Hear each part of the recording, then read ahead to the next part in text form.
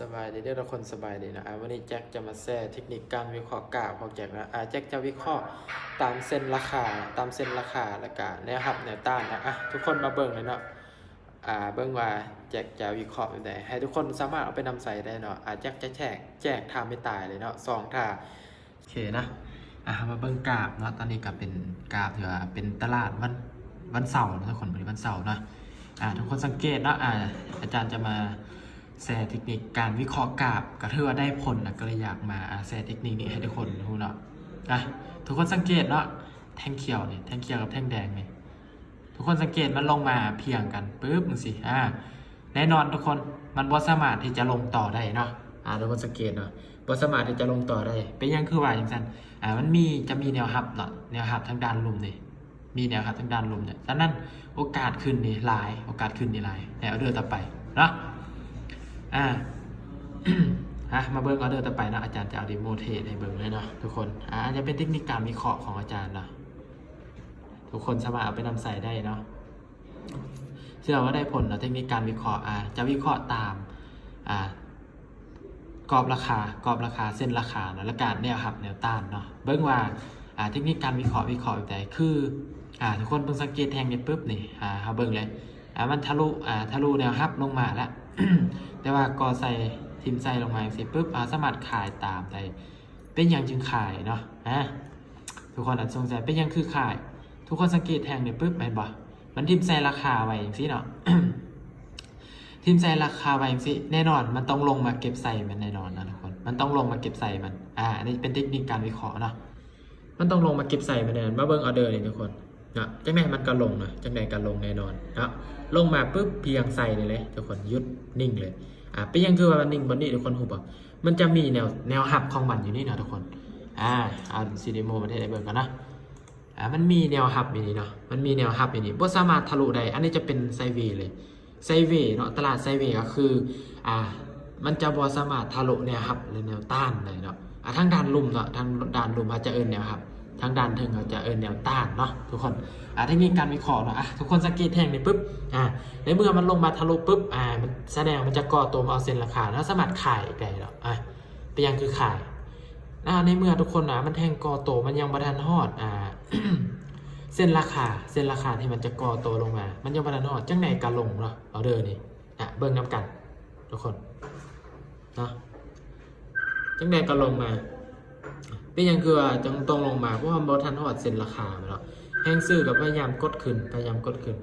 แต่ว่ามันก็ลงมาเห็นป่ะลงปะออเดอร์นี่ลงปะ3 2 1ลงบ่ได้ทุกคนลงบ่ได้สิแสดงว่าทุกคนมาตีลังแบบนี้ย้อนลังทุกคนคีดมานี่ปุ๊บทุกคนตีจะมีแนวรับมานี่ปุ๊บทุกคนคีดมานี่เลยมันจะมีแนวรับนะทั้งรูมเจอแนวรับทุกคนตีมาเลยมันจะมีแนวรับอยู่นี่เนาะปุ๊บในเมื่อบ่สามารถลงทะลุมาได้ปุ๊บโอกาสที่จะลงยากนะแทงเคียวมาจังหวะนี้ทุกคนออเดอร์นี่ ทุกคนสามารถซื้อเลยเป็นยังคือซื้อเป็นยังคือซื้อแนวเดินนี่การทุกคนสังเกตซองแทงนี่มันจะบ่สามารถลงมาทะลุด้านแนวรับได้ฉะนั้นโอกาสจะขึ้นนี่หลายโอกาสขึ้นนี่หลายเนาะเปอร์เซ็นต์ที่เราจะขึ้นนะเห็นบ่มีโอกาสที่จะขึ้นทะลุเส้นนี้ได้นะในออเดอร์นี่จังไหนก็ขึ้นเขียวไปยังคือว่าซะเนาะสังเกตทุกคนสังเกตซองแทงนี้มันบ่สามารถลงทะลุแนวรับได้เนาะจังไหนมันก็ขึ้นไปเนาะเบิ้งย้อนหลังเนาะอันนี้เขาจะตีแนวรับในต้านไหนเขาต้องเบิ้งย้อนหลังเนาะจะขีดเส้นไว้เนี่ยตีเส้นไว้ในปุ๊บนี่เห็นป่ะวิ่งเหมือนป่ะแล้วทุกคนเอาเบิ้งแทงนี้มาเนี่ยมันก่อโตขึ้นมาทะลุซองเส้นนี้ปุ๊บมันจะพยายามก่อโตเนาะเพื่อขึ้นไปเอาเส้นราคาตัวนี้ 16,700 ตัวนี้เนาะทุกคนในเมื่อมันขึ้นมาปุ๊บเนาะมันฮอดเส้นราคาปุ๊บจังซี่ทุกคนจังไดมันบ่ทะลุถ้ามันบ่ทะลุจังซี่ทุกคนมันบ่ในเมื่อมันบ่ทะลุจังซี่เฮาสามารถขายได้เนาะขายได้เนาะแต่ว่ายังบ่ทันฮอดเส้นราคาที่ดีพอเด้อเนาะแต่มันก็มีโอกาสที่จะลงมาได้เนาะเป็นยังคือว่าจันเพราะว่ามันบ่สามารถขึ้นไปทะลุนี่ได้เนาะบ่สามารถขึ้นทะลุเส้นราคาตัวนี้ได้มันก็มีโอกาสที่จะลงมาต่อได้เนาะทุกคนสังเกตแท่งนี่ปุ๊บเห็นบ่มันขึ้นมาต่ำกับเส้นราคานี่ปุ๊บเห็นบ่ถ้ามันทะลุยาวเลยมันจะก่อตัวมาเส้นราคาตัวนี้ แต่ว่ามันขึ้นมาฮอดนี่บ่ได้เพราะว่ามันจะมีแนวต้านนี่เนาะทุกคนสังเกตอันจะเป็นแนวต้านเลยเส้นไส้เทียนตัวนี้เนาะไส้เทียนเราเช็คตีมเป็นแนวต้านนี่เลยเนาะแสดงว่ามันขึ้นไปหาแนวต้านเบิ้งแท่งนี่มันจะทะลุบ่ได้ทุกคนเห็นบ่ปึ๊บเอามาเบิ้งย้อนหลังเลยแบบนี้เบิ้งย้อนหลังมันจะมีแท่งเทียนอยู่หลังเนาะปึ๊บเห็นบ่บ่สามารถทะลุได้แท่งเทียนตัวนี้ไส้ตัวนี้ไส้แท่งเทียนเขียวนี่เขาจะตีเส้นมานี่เลยตีเส้นมานี่เลยเห็นบ่บอสามารถทะลุแนวต้านนะจะมีแนวต้านอยู่ทุกคนในเมื่อบอสามารถทะลุทุกคนสามารถคายได้นะสามารถคายได้แนวเดินนี่จังในก็ลงเป็นยังคือว่าลงมันมีไซราคาเป็นยังคือต้องลงเนาะบางคนอาจจะสงสัยทุกคนสังเกตเลยเนาะมันมีแนวต้านนี่เนาะแนวต้านนี่ทุกคนคิดเส้นมันนี่เลยเห็นป่ะไส้นี่มันจะเพียงกันเลยนะเพียงกันเลยไส้ตัวนี้นะเพียงกันเลยมันบอสามารถทะลุได้จังในก็ลงนะจังในก็คายแล้วนะจังไหนก็ขายเพราะว่ามันบ่สามารถขึ้นทะลุได้นะมันสิจังไหนมันก็ลงอยู่แล้วนะมันขึ้นบ่ได้เด้เนาะมันขึ้นบ่ได้ก็แสดงว่าต้องลงนะทุกคนแอนบอกทุกคนแล้วทุกคนสังเกตนะมันลงมาปุ๊บกลายเส้น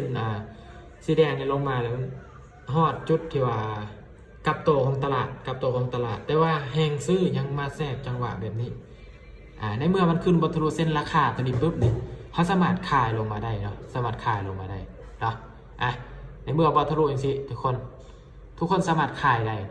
แต่ว่าอาจจะ50แต่ว่าอาจารย์จะแนะนำให้ผ่านออเดอร์นี้เนาะเห็นป่ะแนะนำให้ผ่านออเดอร์แบบนี้นะอันนี้จะเป็นการออกออเดอร์เนาะออกออเดอร์ที่ว่าเห็นป่ะจะ50ออเดอร์นี่แท่งเทียนหน่อยนี่ให้ทุกคนผ่านเนาะไม่จำเป็นต้องออกถูกออเดอร์เลยเนาะไม่จำเป็นต้องออกถูกออเดอร์เขาออกออเดอร์ที่ว่ามั่นใจเพื่อเอากำไรเนาะเอาไปเอาเพื่อเนาะเห็นบ่ทุกคนลงมาแดงเห็นบ่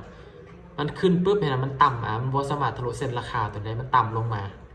ปุ๊บเห็นบ่ทุกคนเบิ่งออเดอร์ต่อไปทุกคนทุกคนสังเกตออเดอร์เนาะมันจะกอดพยายามลงบ่สามารถทะลุเส้นเลยเนาะยังไงเห็นบ่สามารถทะลุได้เนาะมันบ่สามารถทะลุได้สิทุกคนรู้ว่าต้องไปอย่างในเมื่อมันลงมาบ่ทะลุแท่งแดงลงมากับบ่ทะลุแล้วกลับมาขึ้นเขียวเขาก็สามารถซื้อต่อได้เนาะซื้อต่อเลยออเดอร์นี่จังใดมันก็มีโอกาสเนาะมีโอกาสหลายกว่ามีโอกาสขึ้นไปเพียงใส่ตัวนี้ใส่แท่งเทียนสีแดงนี่ขึ้นไปปุ๊บจะเพียงใส่ตัวนี้เนาะมีโอกาสที่จะขึ้นเนาะเพราะว่ามันบ่สามารถลงมาทะลุเส้นนี้ได้เนาะมันก็มีโอกาสหลายที่ว่าจะขึ้นในออเดอร์นี่นะทุกคนอาจจะเป็นเทคนิคนะการวิเคราะห์ตามกรอบราคาและเส้นราคานะแล้วทุกคนก็ต้องสังเกตนะแนวโน้มของตลาดก็คือเส้นตัวนี้ตัดกำลังจะตัดลงนะกำลังจะตัดลง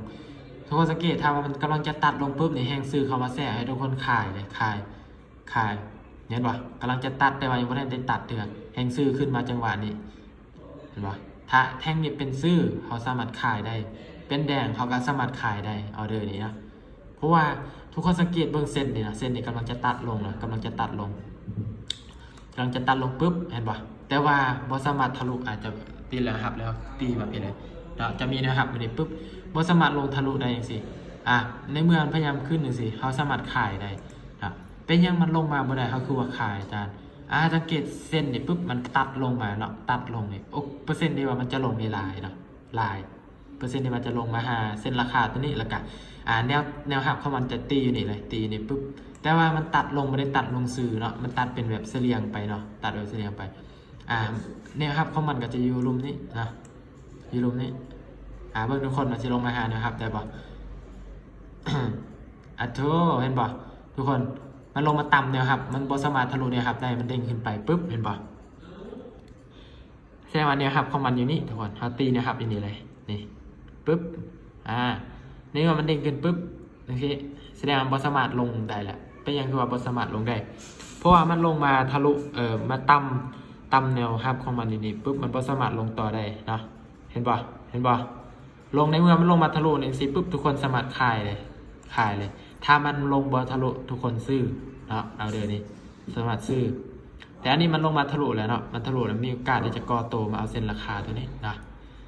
ทุกคนสังเกตนะมันแท่งตัวนี้มันลงมาปุ๊บมันต่ำเนี่ยครับตัวนี้เด้งขึ้นไปเลยเด้งขึ้นไปฉะนั้นเนาะออเดอร์นี้มันเทขายลงมามันทะลุแล้วเนาะมันทะลุแล้วเขาสามารถตามขายเลยเป็นยังคือตามขายเพราะว่ามันทะลุมาแนวฮับมาแล้วเนาะ มันบ่มีแนวต้านนะครับในต้านเข้ามาแหละมันสามารถลงมาติ๊กๆเนาะลงมาเลย อันนี้มันทะลุไปได้กลับมาเป็นเขียวนะทุกคนเห็นปะฮะ อ่ะโอเคสำหรับคลิปนี้เนาะทุกคนหวังว่าทุกคนจะได้เทคนิคดีๆเนาะในการเทรดเสื้อเลยว่าทุกคนสามารถเอาไปนำใส่ได้เนาะแล้วก็อีกท่าไม่ตายจุดหนึ่งนะที่ว่าอาจารย์ใส่เป็นประจำเลยก็คือกับโตของตลาดเนาะกับโตของตลาดนะทุกคนอะไรจะอาจจะบ่มีเนาะเวลาทุกคนเนาะเป็นเทรนสิปุ๊บเป็นเทรนขาขึ้นปุ๊บสิคือออเดอร์นี่มันต่ำแนวต้านนี่ถึงปุ๊บนี่ทางเทิงเจอแนวต้านปุ๊บเด้งมาปุ๊บนี่ทุกคนแน่นอนเลยต้องขายออเดอร์นี่ต้องขายอาจจะเป็นทำไม่ตายที่ใส่ประจำเนาะได้ผลเลยจะเฮ็ดเป็นทาไม่ตายแล้วออเดอร์ที่มั่นใจเลยนะสำหรับคลิปนี้ว่าทุกคนอาจจะได้บทเรียนเนาะเทคนิคการวิเคราะห์ตลาดเนาะตลาดวิเคราะห์ได้รายตลาดเนาะสูตรนี่บ่เป็นสูตรนะครับเป็นเทคนิคการวิเคราะห์ตลาดที่ว่าเรียนมาเนาะศึกษามาทุกคนสามารถไปนำใส่ได้เนาะเทคนิคการวิเคราะห์นี่จะเป็นวิเคราะห์ตามกรอบราคาและเส้นราคาและแนวรับแนวต้านเนาะอีกคลิปต่อไปเนาะจะมาสอนวิธีตีแนวรับแนวต้านเนาะบางคนอาจจะบ่เข้าใจนะสำหรับคลิปนี้เนาะหวังว่าทุกคนจะได้บทเรียนเนาะโอกาสหน้าเจอกันใหม่นะทุกคน